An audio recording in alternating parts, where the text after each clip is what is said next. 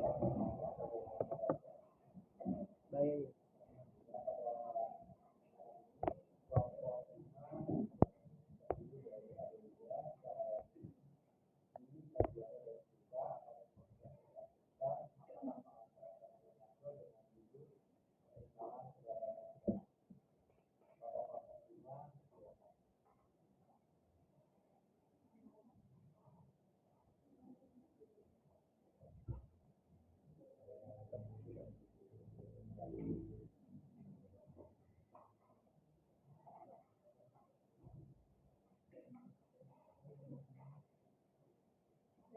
Assalamualaikum warahmatullahi wabarakatuh. Warahmatullahi wabarakatuh.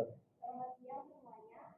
Ya, terima kasih atas kesempatan yang diberikan kepada yang terhormat Bapak dosen pengampu mata kuliah pengantar ekonomi makro, Dr. Insinyur Syahril Sadis MM dan serta teman-teman sekalian. Baik, perkenalkan kami dari kelompok 5 yang beranggotakan saya sendiri Sita Wijaya. Seterusnya ada Adelia Nur Asifa, ada Dwi Yunianita, Cahyani Himawardani, dan Hardiana Ratna.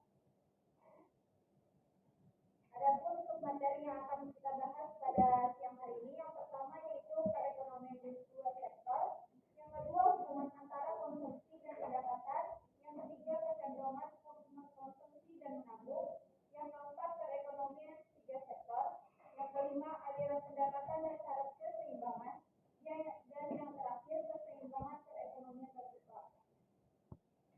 Baik, kita memasuki latar belakang dari keseimbangan ini, yaitu perekonomian dua sektor merupakan penyederhanaan dalam mempelajari sistem perkembangan ekonomi secara keseluruhan. Keseimbangan ini meliputi keseimbangan dari sisi pendapatan dan sisi pengeluaran yang dilakukan oleh sektor rumah tangga maupun sektor swasta. Dan ada pula perekonomian tiga sektor. Perekonomian tiga sektor merupakan perekonomian yang terdiri dari sektor-sektor sebagai berikut. Yang pertama ada rumah tangga, ada perusahaan, dan pemerintah. Dengan demikian, dalam menganalisis perekonomian tiga sektor, pada hakikatnya akan diperhatikan peranan dan pengaruh peran swasta atas kegiatan dalam perekonomian.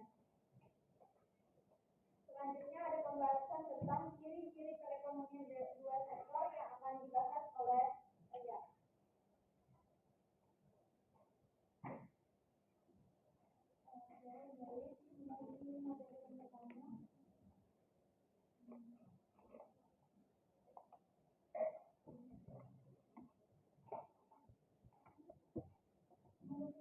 Mengenai perekonomian dua sektor. Jadi perekonomian dua sektor itu perekonomian yang terdiri dari sektor rumah tangga sama perusahaan. Yang mana perekonomian pada pemerintah dalam luar negeri itu sudah tidak.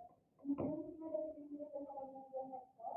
Yang pertama itu pada perusahaan menggunakan faktor-faktor produksi yang dimiliki oleh rumah tangga. Faktor-faktor produksi tersebut memperoleh pendapatan sebagai upah, sewa, bunga, dan utang. Kemudian yang kedua itu sebagai besar pendapatan yang diterima rumah tangga akan digunakan untuk konsumsi, yaitu membeli barang-barang yang biasa dilakukan oleh perusahaan. Kemudian yang ketiga yaitu ketika pendapatan rumah tangga yang digunakan untuk konsumsi itu akan ditabung dalam institusi keuangan. Kemudian yang terakhir yaitu pengeluaran ini merupakan barang yang tabungan rumah tangga yang digunakan oleh institusi keuangan. Lanjut, kemudian berikutnya yaitu hubungan antara konsumsi dan pendapatan. Dia bertabur yang pertama pada pendapatan disposable, kemudian pengeluaran konsumsi, dan yang ketiga adalah tabungan. Untuk hubungan antara konsumsi dan pendapatan yang pertama yaitu pada pendapatan yang rendah rumah tangga itu bakalan mengeluarkan tabungan. Pada waktu rumah tangga yang berpendapatan yaitu pengeluaran dari maksimal, pengeluaran maksimal adalah 125.000. Ini berarti rumah tangga itu harus menggunakan harta tabungan selalu untuk membiayai pengeluaran maksimalnya. Kemudian yang kedua yaitu penambahan pendapatan menambah pengeluaran konsumsi. Biasanya penambahan pendapatan itu lebih tinggi daripada penambahan konsumsi. Tentunya pada tabel tersebut menunjukkan jika pengeluaran rumah tangga di bawah 100.000 melihat penambah dalam 5.000. Yang penambah pendapatan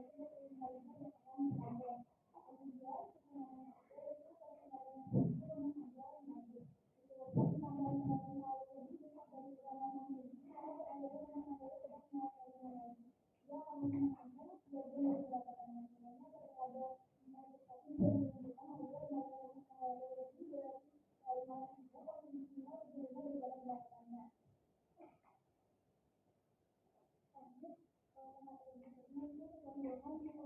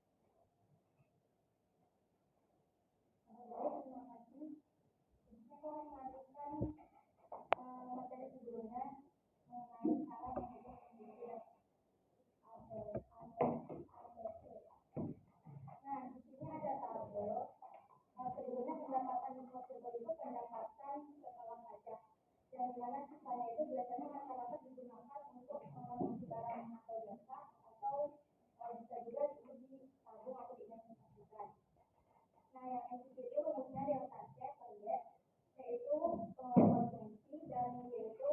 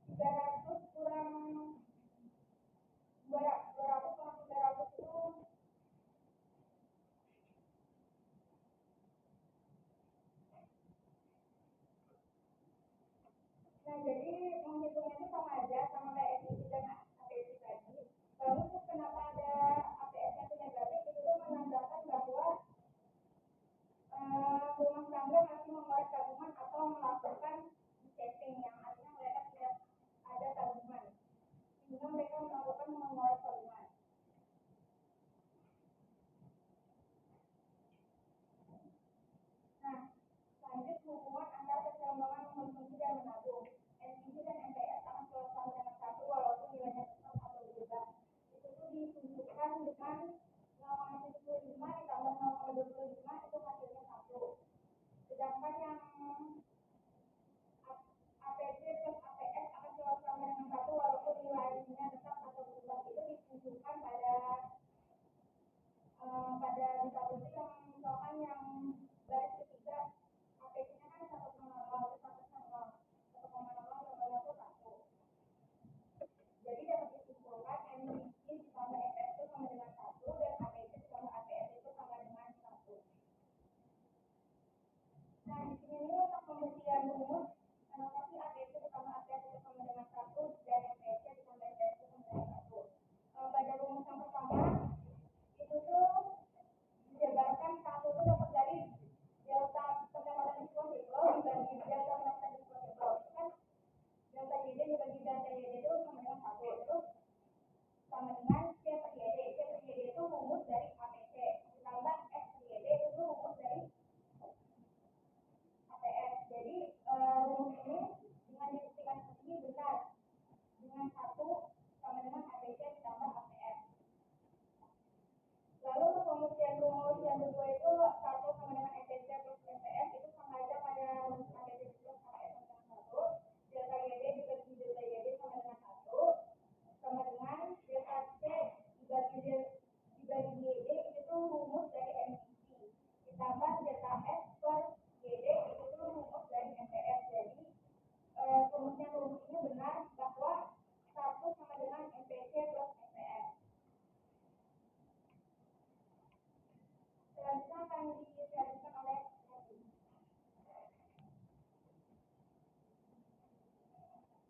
Jadi kalau kemudian materi mengenai paradoks behavior, dan kita sudah dibahas oleh ini mengenai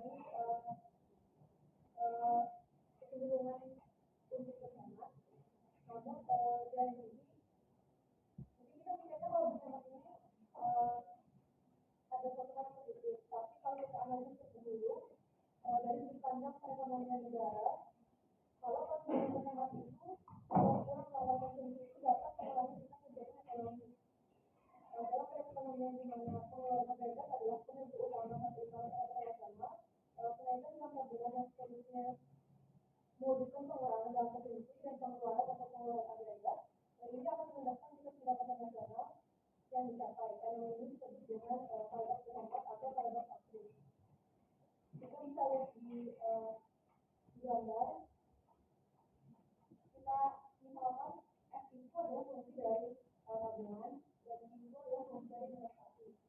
Kemudian misalkan ada kenaikan tabungan sebesar delta S. Jadi kita bisa lihat pergeseran kalau ketika tabungannya atau fungsi naik, maka itu akan mengubah perubahan dari 0 menjadi S1. Ini perubahan ini menyebabkan pendapatan nasional turun dari Y0 menjadi Y1. Gambar ini jelas menunjukkan kalau tabungan yang lebih tinggi itu menurunkan pendapatan nasional. Dalam kata lain, semakin berhemat suatu masyarakat, semakin melatih kegiatan ekonomi dan pendapatan nasional.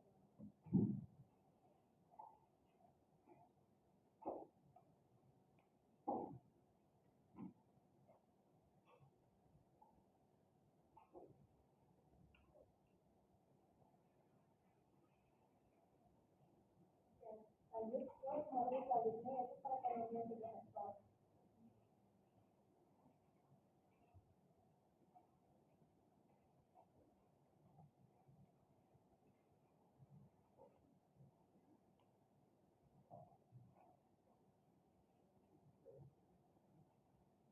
Sudah beberapa saja.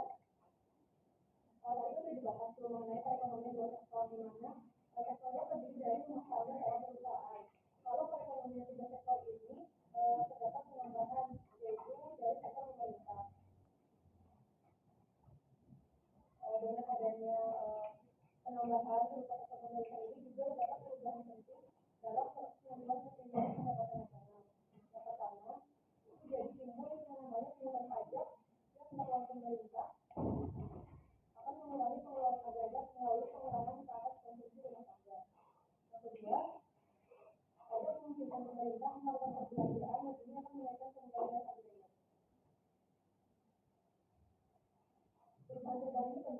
selanjutnya kepada penentuan eksternal pendapatan.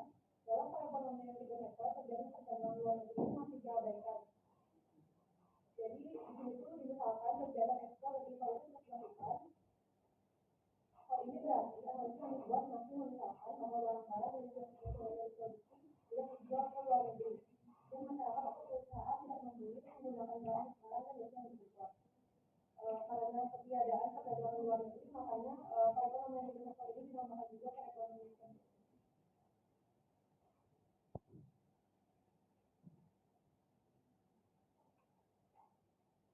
Untuk materi selanjutnya yaitu alur pendapatan dan hal keseimbangan. Yang pertama, alur pendapatan dan pengeluaran. Campur tangan pemerintah dalam perekonomian akan menimbulkan jenis aliran baru dalam sirkulasi alur pendapatan. Ketiga jenis aliran baru tersebut adalah yang pertama itu pembayaran pajak pada rumah tangga dan perusahaan kepada pemerintah. Jadi pembayaran pajak tersebut ini menimbulkan pendapatan kepada pemerintah yang merupakan bentuk pendapatan pemerintah yang utama. Yang kedua, yaitu pengeluaran dari sektor pemerintah ke sektor perusahaan. Jadi aliran ini menggambarkan nilai pengeluaran pemerintah ke atas barang-barang dan jasa yang diproduksikan oleh sektor perusahaan. Kemudian yang ketiga, aliran pendapatan dari sektor pemerintahan ke sektor rumah tangga. Jadi aliran ini timbul sebagai akibat dari pembayaran atas produksi faktor-faktor produksi yang dimiliki sektor rumah tangga oleh pemerintah.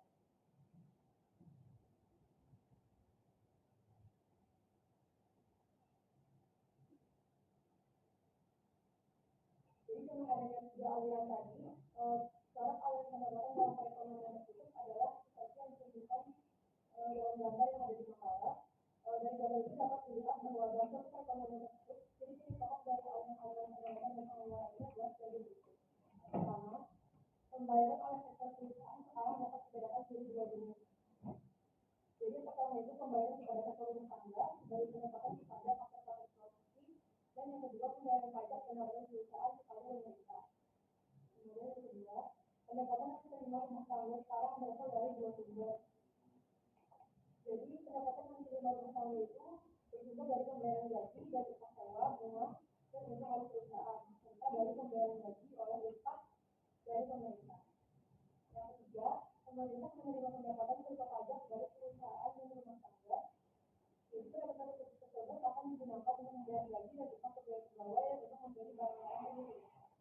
Yang keempat, pendapatan yang diterima rumah tangga akan digunakan untuk memenuhi tiga kebutuhan. Yang pertama itu membayar dan membiayai pengeluaran konsumsi. Yang kedua, disimpan sebagai tabungan dan membayar pajak pendapatan rumah tangga.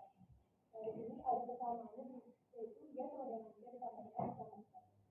Yang kelima, dalam gambaran tersebut misalkan bahwa tabungan rumah tangga dipinjamkan oleh lembaga keuangan kepada para pengusaha yang menanam modal.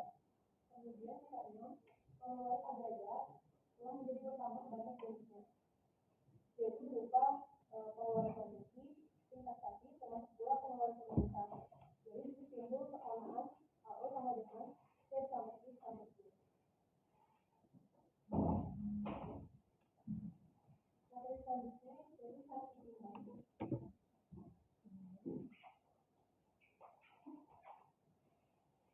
Jadi suatu perekonomian keseimbangan internasional akan dicapai apabila penawaran agregat itu sama dengan pengeluaran agregat.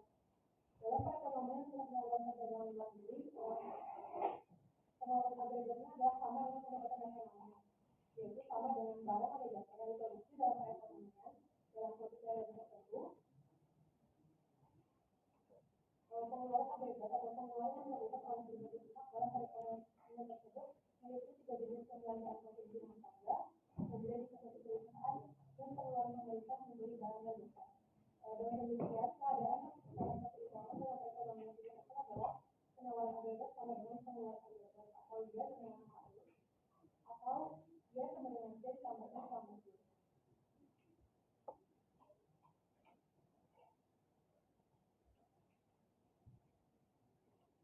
Kemudian kegiatan sektor perusahaan untuk memproduksikan barang dan jasa akan menunjukkan pendapatan ke sektor rumah tangga berupa gaji, dan upah, sewa, bunga, dan keuntungan.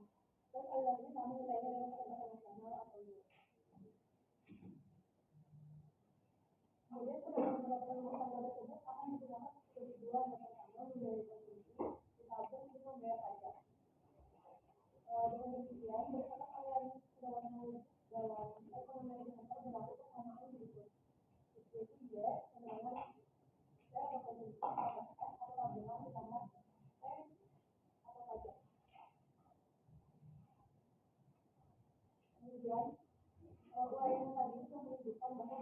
pertimbangan negara utama berikut. Jadi kemudian provinsi ditambah investasi ditambah pengeluaran pemerintah.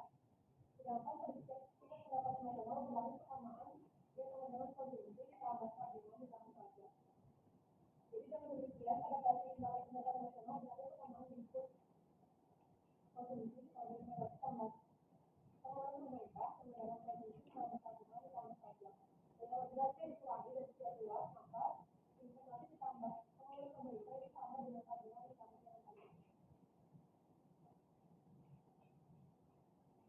Kemudian dalam perekonomian di sektor investasi dan pengeluaran pemerintah adalah prinsip dalam sirkulasi aliran pendapatan silakan F dan silakan tabungan dan pajak adalah kebutuhan. Dengan demikian dalam kesimpulan ekonomi di sektor juga dalam keadaan prinsip pengeluaran berusaha.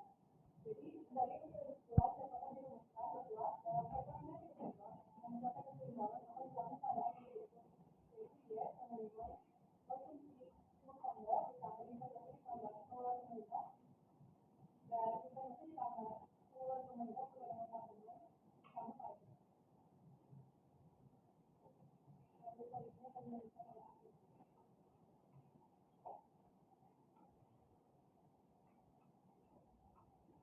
Jadi selanjutnya kita masuk ke dalam materi keseimbangan perekonomian terbuka. Untuk perekonomian keseimbangan perekonomian terbuka ini disebut perekonomian terbuka.